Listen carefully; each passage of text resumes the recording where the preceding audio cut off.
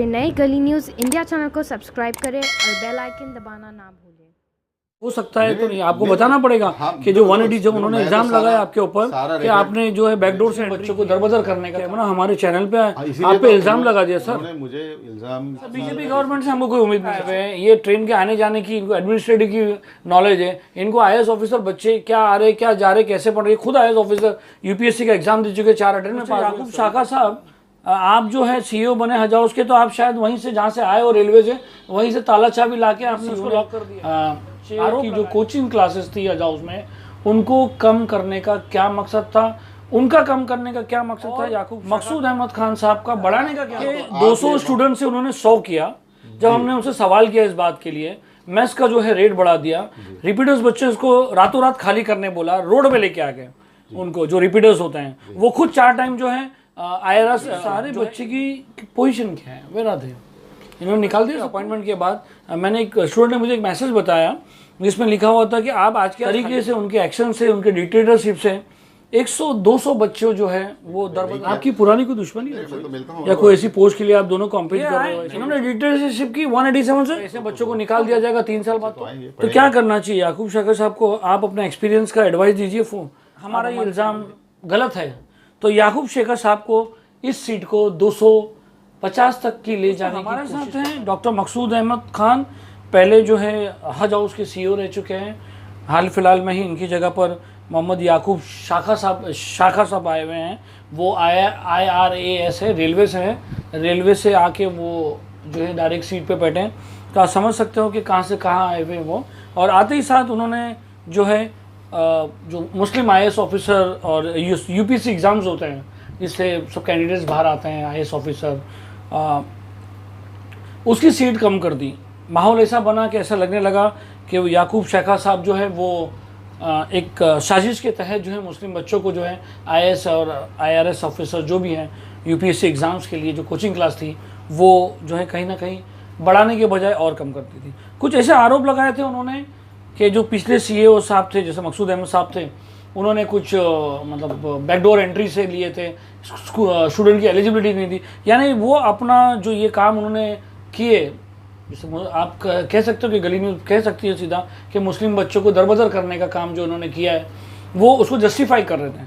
तो हमारा जो इंटरव्यू कल गया है उसके बाद हमने मकसूद अहमद साहब को कांटेक्ट किया और उनसे कहा कि आप पे कुछ नए सीईओ ने आरोप लगाए हुए हैं। हम यहाँ पर नए और पुराने सीईओ के लिए नहीं हैं, हम ये मुद्दे पे हैं कि मुस्लिम बच्चे की जो कोचिंग क्लासेस थी हज हाउस में उनको कम करने का क्या मकसद था, उनका कम करने का क्या मकसद था याकूब शाखा का, और मकसूद अहमद खान साहब का बढ़ाने का क्या मकसद था, इस बारे में हम बात करेंगे। वेलकम टू गली news sir. Thank you sir, कल जो नए याकूब शाखा साहब थे जी, उन्होंने जैसे आपको पता है 200 से स्टूडेंट जो है कम कर दिए जाएँ।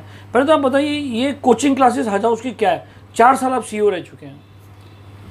मैं सबसे पहले तो बता दूं कि यहाँ कोई साजिश वगैरह नहीं हो रही है और हमारे जो नए सीईओ हैं याकूब शाखा साहब, उन्होंने कोई जानबूझ के कुछ ऐसा कम्युनिटी का नहीं किया है। वो एक यंग ऑफिसर्स हैं और वो रूल से काम करने वाले ऑफिसर। तो इसका मतलब आप रूल से काम नहीं कर रहे थे? मेरी आप बात सुन लीजिए, पूरी बात तो आप तो स्टार्टिंग ही ऐसी कर रहे हैं कि उनकी तारीफ से कर रहे हैं तो, हाँ, तो बात समझ में नहीं आ रही। कल उन्होंने कहा कि आप उनसे पूछिए कि उन्होंने ऐसा बैकडोर एंट्री क्यों दिया। हाँ, मैं बताता हूँ आपकी उनकी मतलब गलती तो खैर मैं मुझसे भी होती है, मैं अपनी गलती पे नादिम हूँ और वो उनके तक कुछ जो फैक्ट्स हैं पूरे वो गए नहीं हैं। लेट्स उनकी तारीफ करने के सिवा उनकी डायरेक्ट बात पे आते हैं कि 200 स्टूडेंट से उन्होंने 100 किया।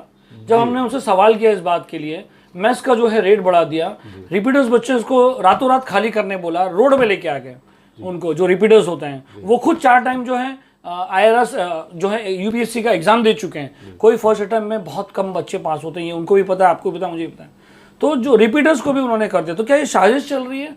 जब हमने उससे सवाल किया तो उन्होंने आपका नाम लिया कि कोई साजिश नहीं है और सेम गवर्नमेंट है, सेम मिनिस्ट्री में लोग काम कर रहे हैं और ये एक चीफ एग्जीक्यूटिव ऑफिसर की पोस्ट जो है एक स्टैट्यूटरी पोस्ट होती है जिसमें हज कमेटी की जो एक ऑटोनमस बॉडी है उसको चलाने के लिए एक उसको अपने उसके स्पेशल पावर्स भी होते हैं और वो जो उसको पूरी जिम्मेदारी होती है कि उसके सहन से और उसकी मर्जी से जो ठीक डिसीजन लगते हैं वो लेते हैं जी। और इसमें रूल्स भी हैं, लेकिन आप ये कहना कि 100 सीट विदाउट इंट्रेंस टेस्ट लिए हैं, ये गलत है, उसकी मैं वजाहत करता हूँ। उन तक शायद वो कंप्लीट डाटा नहीं गया होगा।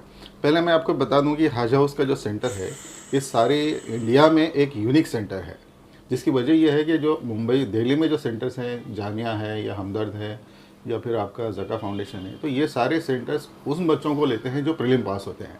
अगर बच्चा प्रीलिम पास हो जाता है तो वो डिमांड में आ जाता है, उसको कोई भी सेंटर लेने के लिए तैयार हो जाता है।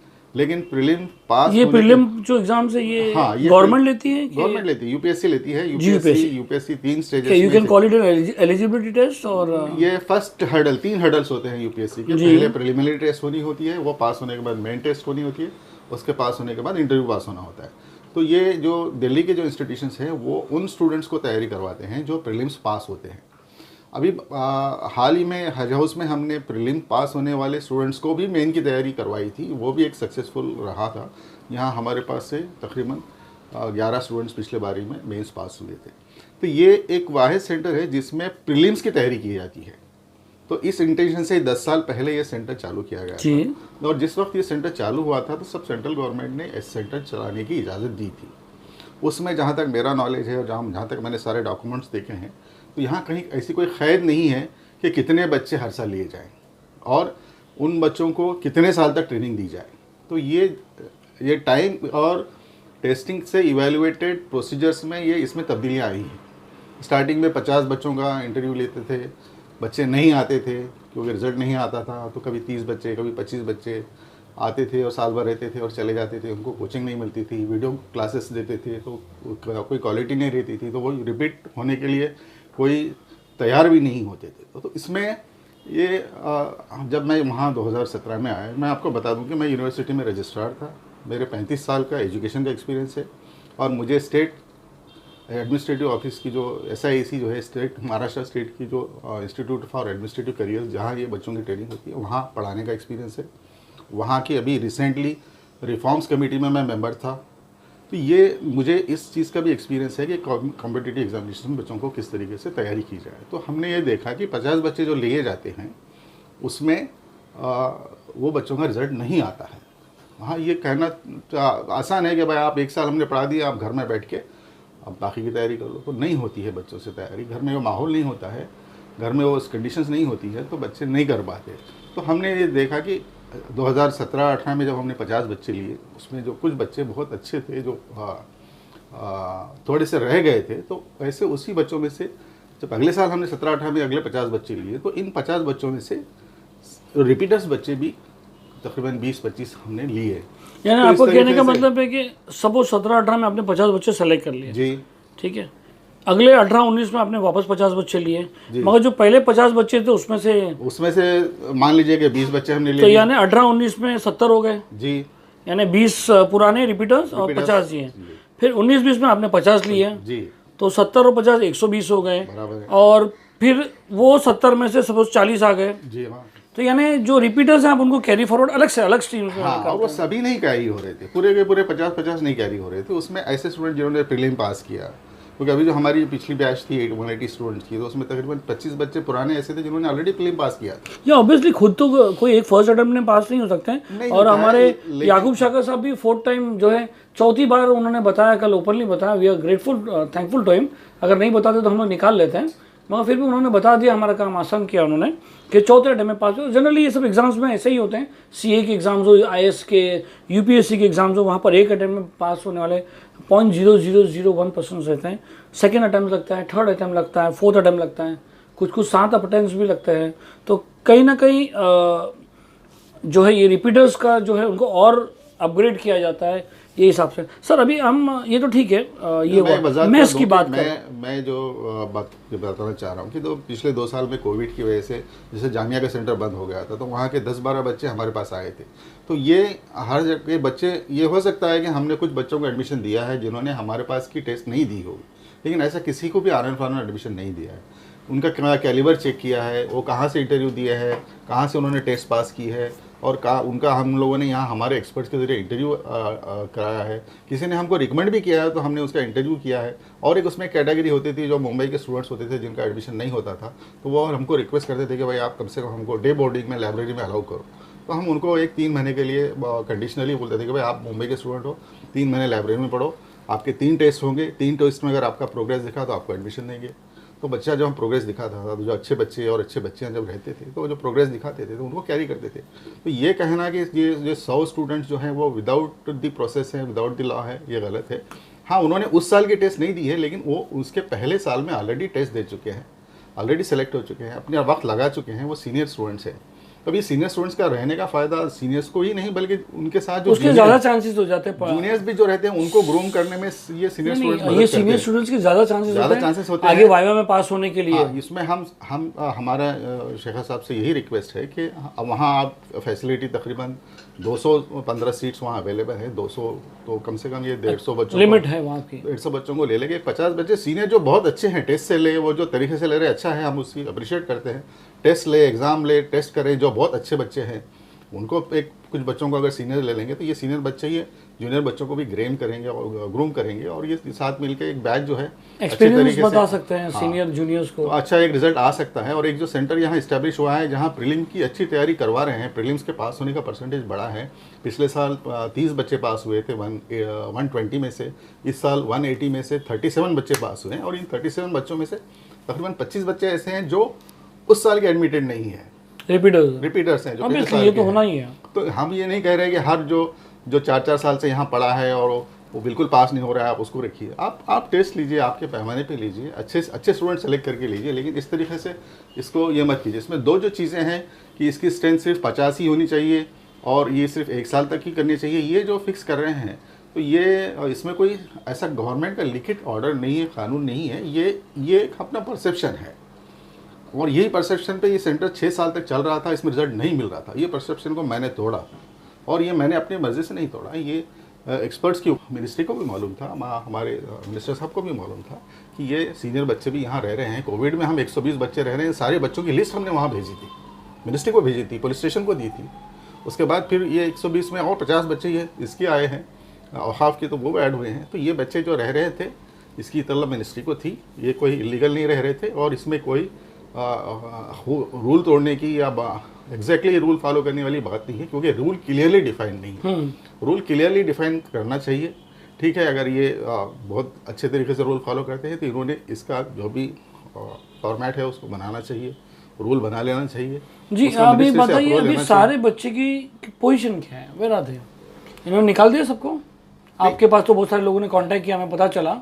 नहीं, देखो 4 अक्टूबर को जब दोस्तों हम आपको बता दें कि हमने सोचा था कि पहले जो है स्टूडेंट्स लोग से बात की जाए जिनको निकाले, बट मुनासिब नहीं समझे क्योंकि ये बच्चे पढ़ने वाले हैं, इनको आगे वाइवा फेस करना पड़ता है। तो हम चाह रहे थे कि पहले कोई एक जो बच्चा निकाला उसका इंटरव्यू लें, मगर कहीं ना कहीं जो है हमने ये सोचा कि नहीं, इनको आगे नहीं लाता है, कहीं इनके साथ दुश्मनी आगे नहीं निकाली जाए। इसलिए जो है एक फीडबैक लिया है हमने सबसे, सब बच्चों का फीडबैक्स लिया, उसके ऊपर आ रहे हैं। देखो सब ये बच्चों की क्या पोजीशन आज कहाँ है ये? जी, 4 अक्टूबर को जब एग्ज़ाम हुआ तो सारा सेंटर हस्ब मामूल हम लोग हज हाउस में खाली करवाते हैं, तो पूरा इवैक्यूएशन करवा देते हैं, और 8 दिन के बाद जो सेलेक्ट करके कुछ 50 सीनियर बच्चे लेते हैं। तो जब आप इवैक्यूएट कराते हैं तो पुराने बच्चे तो रखते हैं ना 30-40? 8 दिन के बाद ले लेते थे। तो अभी तो ये हाल हो गया कि इनको इमीडिएटली कहा गया आफ्टर याकूब शेखर साहब के अपॉइंटमेंट के बाद। मैंने एक स्टूडेंट ने मुझे एक मैसेज बताया जिसमें लिखा हुआ था कि आप आज के आज खाली कर दो।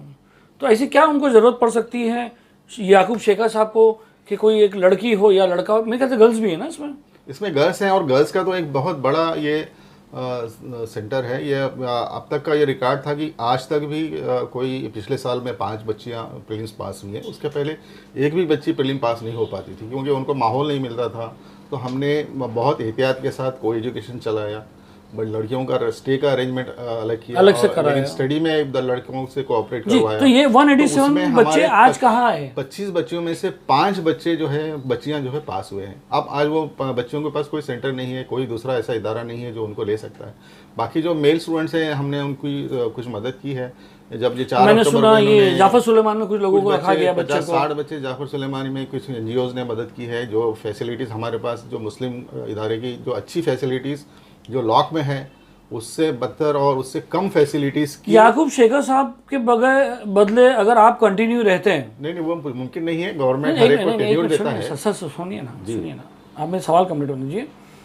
अगर आप जैसे कंटिन्यू रहते इरिस्पेक्टिव ऑफ योर पोजीशन है, तो आज आप इस हालात में क्या करते हैं?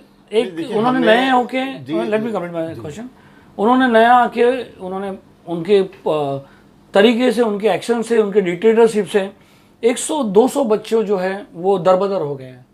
ना उनको रहने का ठिकाना, ना खाने का ठिकाना, जहाँ तक हमारी नॉलेज, ना पढ़ने की बात। इनमें ये इंस्टीट्यूशन इसलिए बनाए जाते हैं ताकि बच्चे हैं ना माइंड से रिलैक्स रहे। घर पे से नहीं पढ़ाते हैं कि घर का टेंशन उनको आएगा, पढ़ाई में तकलीफ है, दिन रात इनको पढ़ना पड़ता है। आज उनको निकालना क्या इनके फ्यूचर के जो है एग्जाम्स में इफेक्ट मैं होगा? इसमें क्लैरिफिकेशन दे दूं कि मैं ये सेंटर से जुड़ा हूं और मैंने मिनिस्ट्री को भी अपील की थी और लेटर भी भेजा था कि आप मुझे ऑनररी इससे जुड़े रखिए और मैं मेरे सलाहियतें इसमें देना चाहता हूं। तो उस पर खैर मिनिस्ट्री ने कोई एक्शन नहीं ली।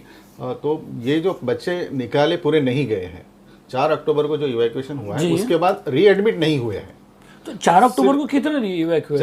4 अक्टूबर को 180 बच्चे पूरे घर गए। वही तो बता रहे हैं ना हम, क्या है ना, आप ताला चाबी लेके आए हो। आप इंडियन रेवेन्यू मिस्टर याकूब शाखा साहब, आप जो है सीईओ बने हज हाउस के, तो आप शायद वहीं से, जहाँ से आए हो रेलवे से, वहीं से ताला चाबी लाके आपने उसको लॉक कर दिया है। उसके बाद आप आते साथ साफ कर दिए। आप समझ लिए पूरा 4 अक्टूबर को सारे बच्चों को घर भेजा गया और उसमें जो प्रीलिम पास, उसके बाद जो प्रीलिम का रिजल्ट तकरीबन 1 महीने के बाद आया, तो जो बच्चे प्रीलिम पास हो गए ऐसे 30 बच्चों को एडमिशन दे दिया गया हज हाउस में। उसमें कितने? 30 को एडमिशन 37 पास हुए, लेकिन 30 बच्चे यहाँ हैं, 7 बच्चे जैसे दिल्ली वाला चले गए क्योंकि पिछले साल यहाँ मेंस की तैयारी अच्छी हुई थी तो 30 बच्चे यहाँ आ गए। ये 30 बच्चों को मेन तक रखा गया, वो मेन का एग्ज़ाम देने के बाद फिर उनको छुट्टी दी गई है। अब ये जो बच्चे 4 अक्टूबर के बाद इनका रीएडमिशन नहीं हुआ, तो इन्होंने इनिशियली कुछ कोशिश की, कुछ बच्चे जाके सर को मिले भी हैं, और जहाँ तक मेरे बोलने का सवाल है तो उन्होंने मुझे पहले ही इशारा दे दिया था कि आप इंटरफेयर मत कीजिए, और उनको ठीक नहीं लग रहा था तो मैंने उसमें इंटरफेयर नहीं किया। आपकी पुरानी कोई दुश्मनी है? कोई दुश्मनी नहीं, अभी भी कुछ अच्छे ऐसा ताल्लुकात है मेरे। ऐसी फोन वगैरह पे कुछ बात हो गई हो या कुछ दोस्त है मेरे, मैं तो मिलता हूँ, या कोई ऐसी पोस्ट के लिए आप दोनों कॉम्पीट कर रहे हो, ऐसा कुछ है? मेरे, मैं तो अपना एक सीनियर आदमी हूँ, मेरा तो अपना क्या हो गया है सर, आप रिटायरमेंट हो गया है, वो तो अभी यंग आदमी है। तो आते साथ उन्होंने आप पे हमला क्यों किया? नहीं, मेरे पे कोई और आपके थ्रू 180 बच्चे इफेक्ट हो गए सर? नहीं, कोई हमला नहीं किया। और ये बच्चे जो यहाँ नहीं एडमिशन हुआ, तो कुछ लोगों ने सूरत में एडमिशन लिया है, 20-25 बच्चे, कुछ बच्चे जो है। वही तो हम कह रहे हैं ना सर, आप, मैं वही कह रहा हूँ, मुझे कौम को ये बताना है कि एक मकसूद अहमद साहब खान जो आप बता रहे हैं 50 से 200 बच्चों को पढ़ा रहे हैं, तो चाहे वो ड्यू प्रोसेस जो बार बार वो ड्यू प्रोसेस कर रहे हैं, चाहे वो ड्यू प्रोसेस से फॉलो कर रहे थे या नहीं कर रहे थे, या मैनिपुलेट कर रहे थे, या अपने पर्सनल पावर पे कर रहे थे, या डिक्टेटरशिप पे कर रहे थे, तो आपने अपने पावर का इस्तेमाल। पावर हमारा सिर्फ यही था, मेरिट हमारा क्राइटेरिया था, प्रोसेस जी, आपने अपना, मैं कहता हूँ आप डिक्टेटर थे, ठीक है, आप डिक्टेटर थे, आपने डिक्टेटरशिप में बच्चों का फायदा किया, लेट मेक इट सिंपल, ठीक है। ये आए, इन्होंने डिक्टेटरशिप की 187 से कम कर दी है। नहीं, इन्होंने तो कल के इंटरव्यू में ही कहा कि इन्होंने अभी लिखा है मिनिस्ट्री को कि वो सीट बढ़ाने निकालने के बाद नहीं, तो अभी वो परमिशन आ जाएगी तो बोलेंगे। उनको असल में जो फीडिंग नीचे से जो वहाँ के डायरेक्टर हैं या स्टाफ है, उन्होंने। अच्छा एक बात बताइए, ये फैसले कैसे लिए जाते हैं? सीईओ खुद फैसले लेते हैं कि कमेटी बैठती है? नहीं, इसको कुछ डिस्क्रिशनरी पावर्स हैं सीईओ के, और उनके पास एक्ट में इनका प्रोविजन है कि जो इंस्टीट्यूशन का हेड है वो हज कमेटी या फिलहाल नहीं है, हज कमेटी के मर्जी से डिसीजंस लिए जाते हैं, और मेरे इस पीरियड में जितने सारे डिसीजंस लिए वो हज कमेटी के मंजूरी से लिए गए हैं। तो ये डिसीजन क्या कमेटी के, आपने तो इंक्वायरी किया है? कमेटी फिलहाल मौजूद नहीं है, तो इसलिए तो यानी इन्होंने खुद से डिसीजन लिए हैं, तो यही तो कहीं ना कहीं एजेंडा सामने आता है ना सर, लेके मिनिस्ट्री को भेजना होगा, वो फॉलो ये रेलवे से आए हुए हैं, ये ट्रेन के आने जाने की इनको एडमिनिस्ट्रेटिव की नॉलेज है, इनको आईएएस ऑफिसर बच्चे क्या आ रहे, क्या जा रहे, कैसे पढ़ रहे, खुद आईएएस ऑफिसर यूपीएससी का एग्जाम दे चुके, 4 अटेम्प्ट में पास हुए। सभी बच्चे 1 से 2 अटेम्प्ट में पास होते हैं, कोई भी अटेम्प्ट में पास नहीं होता, एक अटेम्प्ट तो समझने में लगता है जी, और अगर अच्छे तरीके से समझाया जाता है, बच्चे के नोट्स बन जाते हैं, और ऐसे बच्चों को निकाल दिया जाएगा 3 साल बाद, तो थोड़ा उनको दुश्वारी आती है। जो बच्चे भी, तो ये चीज याकूब शाखा साहब को समझ में नहीं आई? कोई भी इंस्टीट्यूशन में उनको ये इंफॉर्मेशन शायद नीचे से बराबर दी नहीं गई उनको। एक सर वो स्टूडेंट नहीं है, वो आईआरएस के ऑफिसर है, और यहाँ पर एक कॉन्स्टिट्यूशन एक बड़े पोस्ट पे आए हुए हैं, उनको अगर फीडबैक नहीं तो एक्शन नहीं लेते, थोड़ा वेट करते हैं। हाँ, वो बच्चों के खिलाफ किसी ने उनको ये कहा है कि सीनियर बच्चे। अच्छा सर एक बात बताइए, कुछ फॉर्म्स की बात हुई थी 2000 ये अक्टूबर में, कितने फॉर्म हज हाउस में इस कोचिंग क्लास के लिए आए हुए हैं? हज हाउस में तो पहले तो सिर्फ 1500-2000 ऐसे कुछ फॉर्म आते थे। जब से हमने प्रोसेस अच्छी हुई है और जो रिजल्ट्स आने लगे, तब से तकरीबन 4000 फॉर्म आते थे। और पिछले साल वो एक स्टूडेंट कुछ लाखों फॉर्म वो एडमिशन के बता रहे थे, वो क्या थे? वो तो जो 2009 में जो नंबर ऑफ स्टूडेंट्स अपीयर होते थे यूपीएससी के टोटल, ये तो वो तकरीबन 3 से पूरे 4 इंडिया लेवल, पूरे इंडिया नहीं नहीं हम यहाँ बात कर रहे 3 से 4 हैं लाख कोचिंग होते हैं। क्लासेस की, तो 4,000 तक पहुँच जाते हैं। 4 लाख की जो अपीयर होने वाले स्टूडेंट्स की ये जो तादाद है वो बढ़ के अभी 8 से 10 लाख हो गई है। अवेयरनेस बढ़ गया है। तो पहले मुस्लिम बच्चे भी ज़्यादा नहीं बढ़ते थे, तो इसलिए ये नहीं, वो तो अलग बात होगी, अपने को मुस्लिम परसेंटेज निकालना पड़ेगा, वो एक अलग कहानी है। मैं कह रहा हूँ यहाँ पर हज हाउस की बात कर रहा हूँ, जहाँ पर ये 4,000 जो फॉर्म, 4,000 फॉर्म में से कितने को लिए जाते हैं? 4,000 में से तो 50 पहले लिए जाते हैं, फिर वही प्रोसेस होता है। जी जी जी, ऐसे सी हो रहेंगे तो ये भी कम हो जाएगा, मतलब ये 200 बच्चे भी कम हो जाएंगे। नहीं, मुझे पता चला है कि 100 बच्चे उन्होंने जो लिए हैं उसमें से कुछ 70 बच्चे कुछ उनके पास ज्वाइन हुए हैं, बाकी के बच्चे अभी ज्वाइन होना है, तो उसे वेटिंग लिस्ट से आएंगे बच्चे ज्वाइन होंगे। 100 की लिस्ट है तो 100 बच्चे तो आएंगे। तो क्या करना चाहिए याकूब शाकर साहब को? आप अपना एक्सपीरियंस का एडवाइस दीजिए, आप हमारे चैनल पे उनको एडवाइस दीजिए। मांगे तो एडवाइस नहीं दिया जा सकता। जब नहीं, मैं कह रहा हूँ कौम की भलाई के लिए दीजिए, बच्चों की भलाई के लिए दीजिए। आप बोलिए उनको क्या करना चाहिए। जो ये बच्चे जो अभी जो रास्ते में जो बच्चे इधर उधर हुए हैं, लेट मी कंप्लीट, जो इधर उधर बच्चे हुए हैं वो क्या करें, वो कहाँ जाए, वो कैसे पढ़े? वो उन्होंने तो कल बताया है, मैंने देखा है आपका इंटरव्यू पूरी तरीके से, और मुझे उसमें अफसोस हुआ काफ़ी कि इतनी मेहनत से काम करने के बाद भी ऐसे एलिगेशंस हुए हैं। आपको लगता है कोई एजेंडे के थ्रू हुआ होगा? नहीं, कोई जैसे बीजेपी गवर्नमेंट है, वही मिनिस्टर साहब खुद बड़ा आरएसएस बीजेपी नहीं चाह रहे कि मुस्लिम बच्चे आगे नहीं बढ़े, यूपीएससी के एग्जाम्स नहीं बने। मिनिस्टर साहब खुद ने वो हमारे सब स्टडी सेंटर का इनॉग्रेशन किया है, और वो हमेशा बोलते हैं कि आप पढ़ाओ, बच्चों से अच्छे करो, लेकिन वो बहुत रॉयल आदमी है, किसी काम में इंटरफेयर नहीं करते, हर एक को ऑटोनॉमी रहती है। आपका तो बोलना लाजमी, क्योंकि आप उनके नहीं, बहुत रह चुके हैं, मुझे भी पूरा फ्रीडम दिया था और अभी भी देते हैं, वो किसी के काम में इंटरफेयर। इस मैटर में उन्होंने क्या किया, आपने उनको लिखा इस बारे में? मेरा कोई लिखने का सवाल ही नहीं है, जिसको तकलीफ है वो लिखे, बच्चे लिख रहे हैं, जो कम्युनिटी के लीडर है वो लिख रहे हैं। मैं तो अपना गवर्नमेंट पेशा आदमी है, मैंने अपनी इनिशियली बताया कि ले लेना चाहिए, नहीं तो उन्होंने नहीं लिया। ये तो आपको तो उन्होंने ऑन कैमरा हमारे चैनल पे आप पे इल्जाम लगा दिया सर। उन्होंने मुझे इल्जाम की जैसी कुछ बात दिखी, तभी तो मैं आपके पास आके मैं वजह देना चाह रहा हूँ जी। तो आप उनको आप भी बोलिए, आप जवाब दीजिए। क्या है, मैंने बता दिया हूँ कि वो जो बच्चे हमने लिए थे वो सारे मेरिटोरियस बच्चे थे।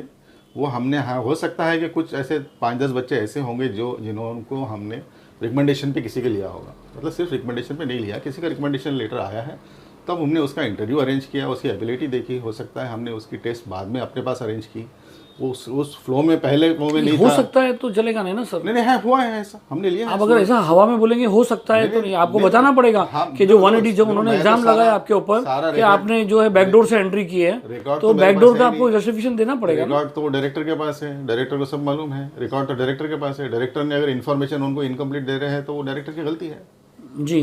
तो डायरेक्टर ने उनको सारी इन्फॉर्मेशन देनी चाहिए कि भाई कितने ऐसे। कौन है अभी आज वहाँ के डायरेक्टर?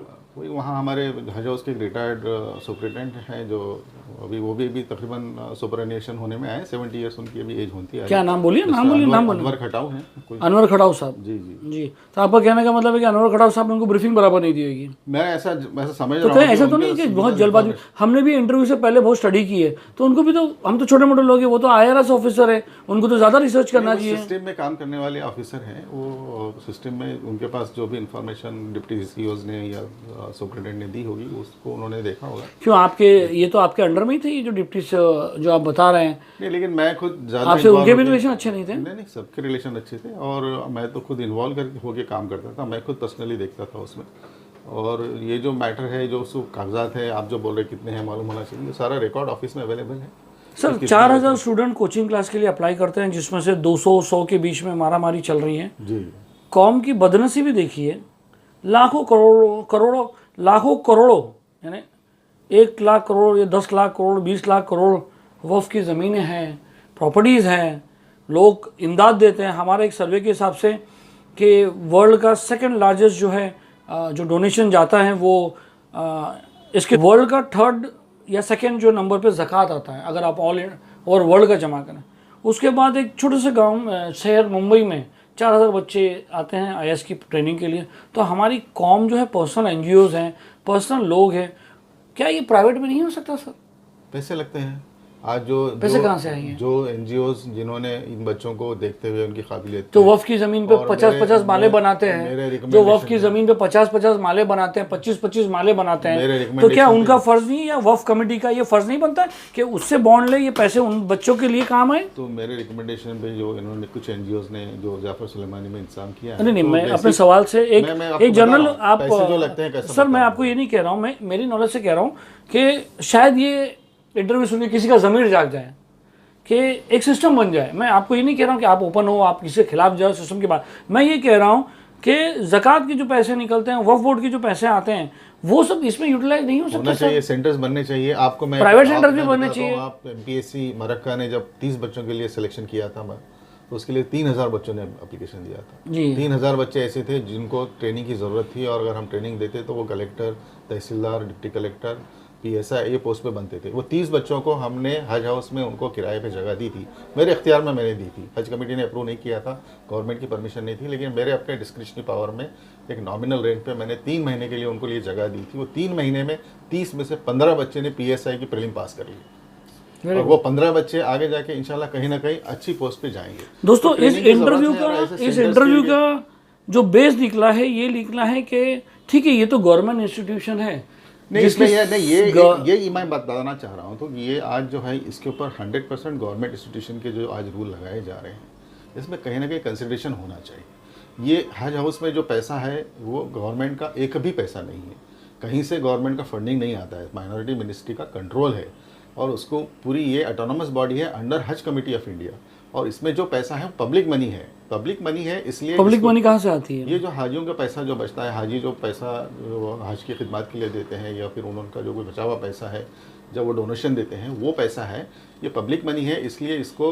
गवर्नमेंट के रूल्स के हिसाब से, GFR के हिसाब से, जो जनरल फाइनेंस रूल है उसके हिसाब से खर्च करना जरूरी है। सर, एक आप इसका ऑडिट करते टाइम में भी हमको ऑडिटर्स बताते हैं कि ये आपका अपना मामला है। सर, एक ऑनलाइन हम आपको प्रपोजल देते हैं, आप माशाल्लाह इस चीज़ में बहुत, जैसे आपने बताया यूनिवर्सिटी के रजिस्ट्रार हो, तो क्या एक प्राइवेट बॉडी बना के और आप जैसे इसको इनिशिएट कर सकते हैं कि जहाँ पे 2000 बच्चे पढ़ सके, IAS ऑफिसर ने, तो ये कौम हमेशा ज़िंदगी भर जो है तोहमत लगाते रहेगी। ये रूट कॉज देखिए आप, जहाँ पे बच्चों को पढ़ाने की सुविधा हमारे पास नहीं है, कोई एक ऐसा प्राइवेट इंस्टीट्यूशन नहीं है कि बच्चों को ग्रूम करे। जहाँ पे सहूलतें हैं, जहाँ हमने आगे बढ़ के मिनिस्ट्री को बोल बता के ये नहीं, मैं मिनिस्ट्री की बात नहीं कर रहा सर, बीजेपी गवर्नमेंट से हमको कोई उम्मीद नहीं है, छोड़िए सर, वो ठीक है, वो शाहना आपके जो मिनिस्टर साहब है वो ठीक है, वो बीजेपी के उसमें काम कर रहे हैं। हम चाह रहे हैं कौम की बात कर रहे हैं, जो कौम 1 करोड़, हज़ारों लाखों करोड़ की जो प्रॉपर्टीज़ है, वो ऐसे ही बिल्डर 50 माला बना देता है, 25 माला बना देता है, तो क्या वो इंफ्रास्ट्रक्चर चाहिए और क्या? नहीं, आप नहीं समझे, तो वो जो बिकती है वो 100, 200, 500 करोड़ कमा लेता, और यहाँ पर जो है मिनिमम बजट में काम नहीं होता। तो कहीं एक ऐसा सिस्टम नहीं होना चाहिए कि भाई ये वक्फ की ज़मीन, इसको डेवलप करो, ये पैसा इन बच्चों को या ये इंस्टीट्यूट में आना चाहिए जी। ये तो अभी सेंट्रल वक्फ काउंसिल से जो मिनिस्टर साहब ने हमको बोला कि आप अच्छा काम कर रहे हो, रिजल्ट आ रहा है, हम आपको 50 स्टूडेंट का पैसा देते हैं। पिछले साल उन्होंने 50 स्टूडेंट का पैसा दिया। ये वक्फ काउंसिल में मतलब ये मुसलमानों सर, ये तो आप बीजेपी की, ये तो आप गवर्नमेंट की बात करो, मैं कौम की बात कर रहा हूँ। हाँ, वो तो कौम वाले करें ना, किसने रोका? कौम वाले को 50 से 500 करना चाहिए, 500 से 5000 करना चाहिए, 5000 से 50,000 बच्चे करना चाहिए। किसने रोका है? हम लोग मदद करने के लिए तैयार हैं। शुरू करने को कोई तैयार नहीं, तो मैं मदद की क्या बात आई? जो आप उस तरफ सोच जाती नहीं है, फिर बैठ के रोते रहते हैं, व्हाट्सएप मैसेज पे डालते हैं हमारे पे जुल्म हो रहा है, हमारे बच्चों को लिया नहीं जा रहा है, हमारे ये आते हैं। मेरे पास कई लोगों ने बोला कि भाई अम्बा जगह में हमारी 10 एकड़ जमीन ले लो, किसने बोला कि सोलापुर में हमारी ज़मीनें ले लो। जहाँ हमको टीचिंग सोर्सेस अवेलेबल नहीं होते हैं, वहाँ लेके क्या करेंगे? आपकी जगह मेरे तो मैं बिकवा देता, मतलब वो बिकवा के इधर दे दो, नहीं तो वो ऐसा आइडिया देने का ना सर, नहीं होता कि मैं जंगल में क्यों तो भाई काम करो, जो भी आप जो बेच दो, और यहाँ पर हमारे ये इंस्टीट्यूट में मदद करिए। इसमें क्या है? और इसमें बदकिस्मती कैसे जो लोग, बदकिस्मती सही वर्ड यूज़ किया इन्होंने, बदकिस्मती आप कहे कि ये जो भी मसला चल रहा है, मुझे पता है बहुत कम लोग देखेंगे, आधे घंटे का इंटरव्यू है, यूपीएससी बच्चे जो पढ़ रहे हैं मुस्लिम वो देखेंगे, और जिनको चटपटा मसला चाहिए वो इस पर गौर भी नहीं करेंगे कि क्या मसला चल रहा है, क्या मसला नहीं चल रहा है। पॉलिटिशियन अपना लेटर डाल के छोड़ देते हैं, कहीं ना कहीं रोड का नामकरण होता है, चौक बनाए जा रहे हैं, गेट बनाए जा रहे हैं, सेल्फी पॉइंट्स बनाई जा रही हैं, मगर जहाँ पे बुनियादी मुसलमानों की तरक्की की बात हो, जहाँ के मुसलमानों की एजुकेशन की बात है, वहाँ कहीं ना कहीं 0% एफर्ट सबको दिखता है। नए सीईओ साहब को जो एक रेलवे से आए हुए हैं उनको एक सीईओ की पोस्ट पे बिठाया जाता है। आते साथ सब में पहले वो काम ये करते हैं कि वो बच्चे को जो भी था 187 बच्चों को नोटिस आता है कि आप जल्द से जल्द ये खाली कर दीजिए। कहीं एक इंसानियत भी होती है कि आदमी आप उनको एक वक्त देते हैं और बताते हैं कि भाई आपको दो नए बच्चे जो है 15 दिन में आने वाले या 1 महीने में आने वाले, उनको जो है थोड़ा टाइम बढ़ा देते आने का या कुछ भी कर सकते थे। मगर रातों रात बच्चों को खाली करवाना, ये कहीं ना कहीं एक डिक्टेटरशिप की बात चल रही है, कहीं ना कहीं एक षड्यंत्र का इशारा कर रही है कि मुस्लिम बच्चों को जो है कैसे जो है IAS, IPS, MPSC स्टूडेंट्स नहीं बनने दिया जाए। अगर हमारा ये इल्ज़ाम गलत है तो याकूब शेखर साहब को इस सीट को 250 तक की ले जाने की कोशिश करना चाहिए, तब ये जो इल्ज़ाम है क्लियर हो सकता है। हमारे साथ जुड़ने के लिए बहुत बहुत शुक्रिया सर, थैंक यू गली से बात करने के लिए शुक्रिया। Thank you.